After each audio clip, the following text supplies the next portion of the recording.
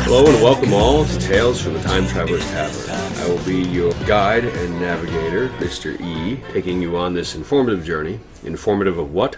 We still don't know. But that's why I have had the good fortune to bring along with me the colorful commentary of our internet guru, my good friend Toast. Butter is optional. There you go. And to the other side, we have Private Snafu. Good day, Mr. E. Good day, Toast. Alright, now we're going to go down a traveling line of science fiction or science fiction and all that kind of good stuff. Your mother's address. And she's like, I didn't do this. Like, we have no proof of that. So she basically had gotten stuck with paying the bill off. And she also had a couple of choice words for her mother.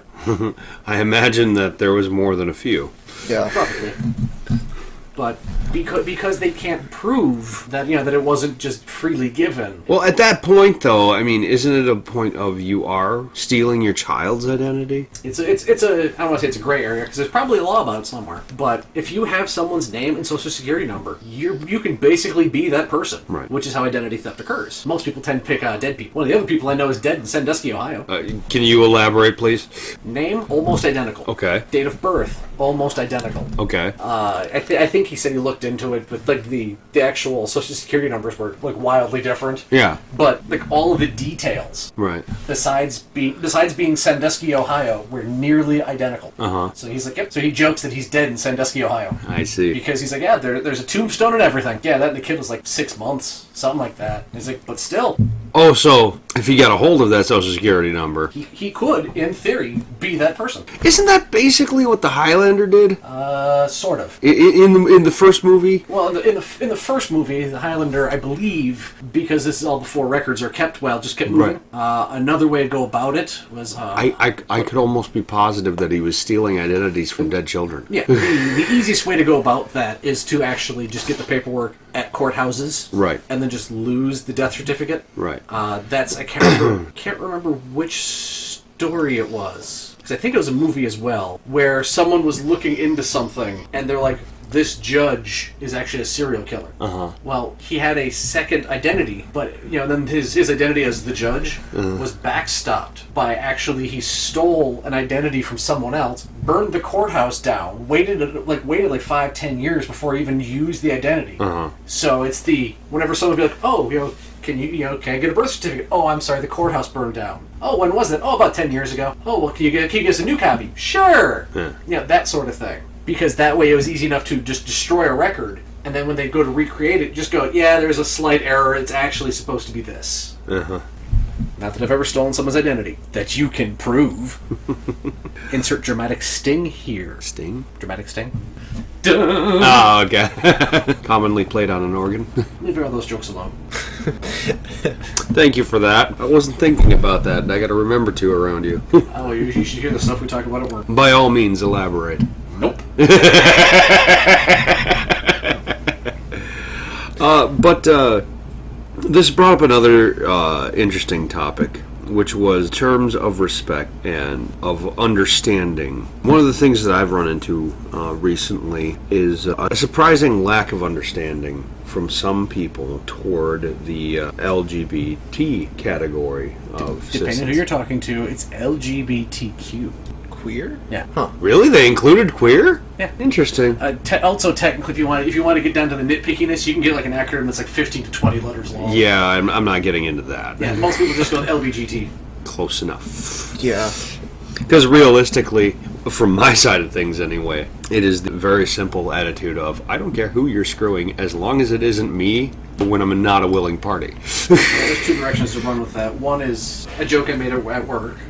Which someone's like, oh, there's a thing with the LGBT community, and I looked at the guy and I went, that community's gay. God. Yeah, he looked at me, he blinked, and he just goes, it's terrible. Yeah, I know. The other one I was gonna say is there's a quote from, was it Edna St. Vincent Millay from like 18 something or other. I'd have to look it up, and I don't. Oh God, is this the one I think it is? Yeah, Okay. I don't care what affection people do in the street as long as they don't scare the horses. And that's basically it. Well, I had a coworker who mentioned that she was a lesbian, and I said, "Oh, okay," and she seemed genuinely shocked by my indifference. You know, one thing that the Army taught me was when somebody's like, I am gay, you treat them the same as you always treat them. But as long as they can do their job, it doesn't matter. Right. Like, I mean, they're still the same person. Right. So I'm at work, and one of the guys I'm working with is telling me a story, and he makes a story about, I can't remember how we got on the topic, but he's like, yeah, it was like, you know, there was a guy who was following people into the men's rooms. And without even thinking about it, I went, what kind of clubs do you go to? And then it dawned on me, oh, right, he's gay. And it was that moment of, oh yeah, I'd forgotten. It doesn't matter to me. Right. Doesn't affect you. And that's the thing is that you run into these people who, we were talking about it earlier. You know, they're a baker who won't service a gay couple because they want a wedding cake. You might want to change your wording on that one. Okay, won't provide baking services for a gay couple who want a wedding cake for their wedding. Is that better? Yes. And realistically, all I have to say in that regard is, if it doesn't affect you, what is wrong with their money? But some people see it as a religious thing, because according to them and their religion, that's a bad thing, and you shouldn't support bad things. If you've ever listened to some of the... I don't even know how to phrase some of them, because I don't pay attention to them. If you go for... Can't even call them extremists, but if you go for some of the farther out religious groups, you'll get ones who fully and honestly believe that you should love your neighbor. Unless they're gay, then you should stone them, because the Bible says you should.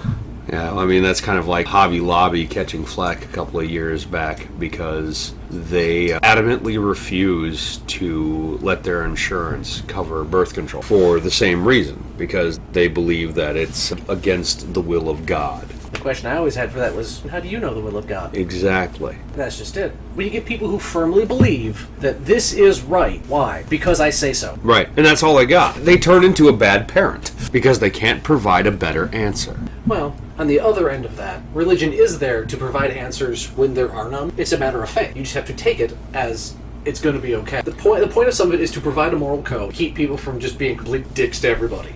Because even if you have people who are... But now they're making it okay to be dicks to certain people, yet they're promoting a religion of love and understanding? Yeah. They can't have it both ways, is what I'm saying.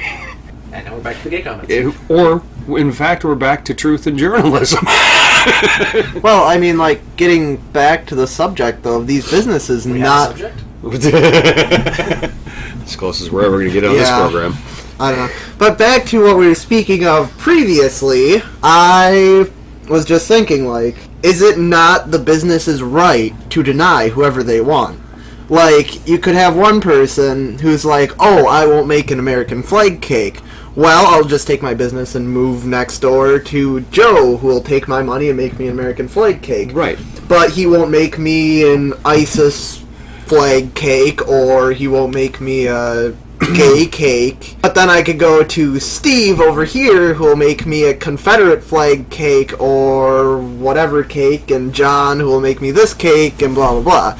I noticed that all of the names you're offering are dudes. I don't know.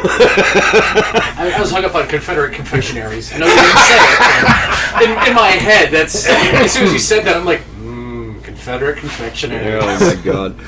I almost want to see if it exists, but I'm not going to. Is this a safe search thing? These Probably. Then I'm not searching it. These specific businesses, though, bakeries that will refuse to make a wedding cake for a gay couple.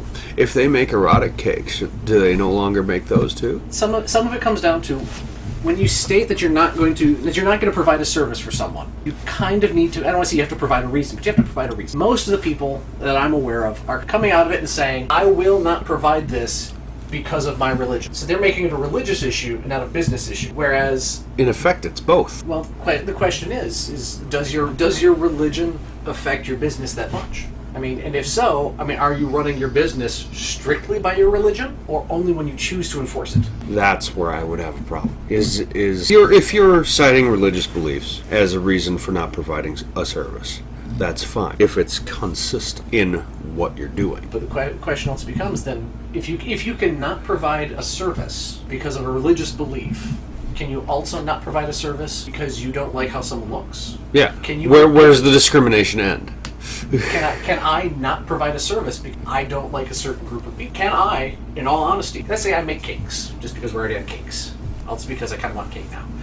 Don't we all? That says, let's say someone comes in and says, hey, I want to make a cake for someone's birthday. I'm fine with that. Okay, whose birthday is it? Oh, it's Bob's birthday. I like the alliteration. Okay, it's Bob's birthday. So, what's it for? Oh, well, it's for his birthday, and we're doing this, but he's just getting out of active service. Oh, I'm sorry, I can't do that because I don't support the military. Is that fine? I mean, it's your right. But at the same time, you know that you would get flack. Yes, but the point I'm making is why is it that it's perfectly fine? There's no problem until that one point. I mean, is that the sticking point where there's one detail in someone's life that you can sit back and go, nope, not touching it, just because you don't like one thing about them for someone that you've never met? see, this is a little bit off topic, but while we're talking about people not... Like, we're on topic here. It's like herding cats. Yeah.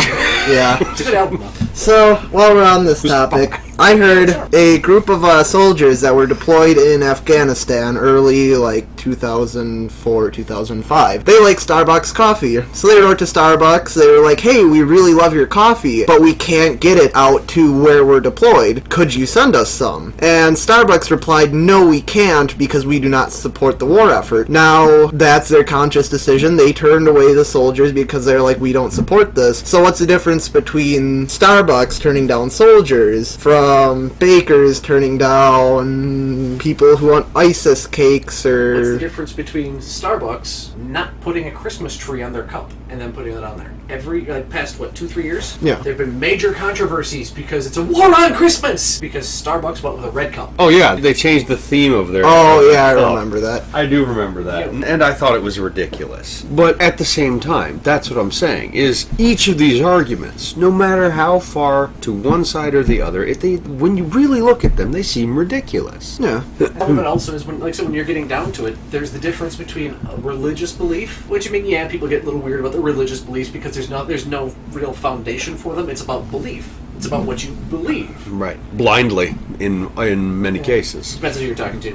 But then you have the other side of it, where you have, like you said, if money's money, what does it matter? If someone were to come in and say, hey, I want you to make an ISIS cake. Now, is your first response going to be, nope, get out? Or is it going to be, why? What if the reason they want the ISIS cake is to take it to someone's house and go, hey, John, you said, remember you made a comment about my wife? Yeah. Boom. Take that.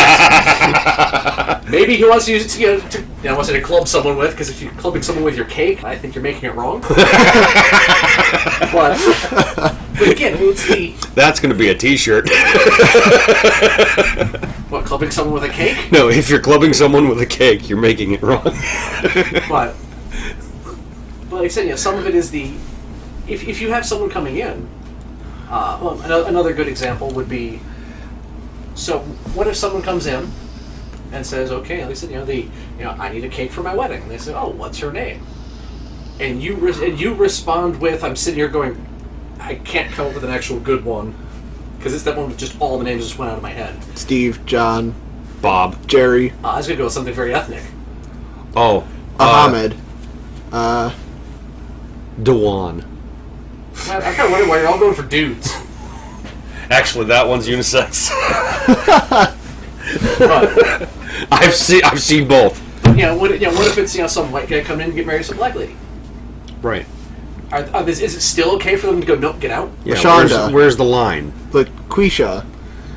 And that's kind of what I'm saying is, if you're going to practice your business like that, shouldn't you at least put it in the window? No, because from the outside that'd be seen as racist. And from the inside it isn't? Well, I mean, if you literally you're walking inside and going, hey, can you make this for me? No, I don't support that. Not just going, we do not support black guys dating white girls or what white girls. Well, what I'm saying in that regard is, what's really terrible is during that entire bit, all I could see in the back of my head is Clavon Little. Hey, where the white women at? Oh, what? man. Blazing Saddles, great movie. Yeah, I that's why In case you haven't seen it, find a less censored copy. It's actually a really racist movie, but that's back when you could actually do that sort of thing, and it's actually funny.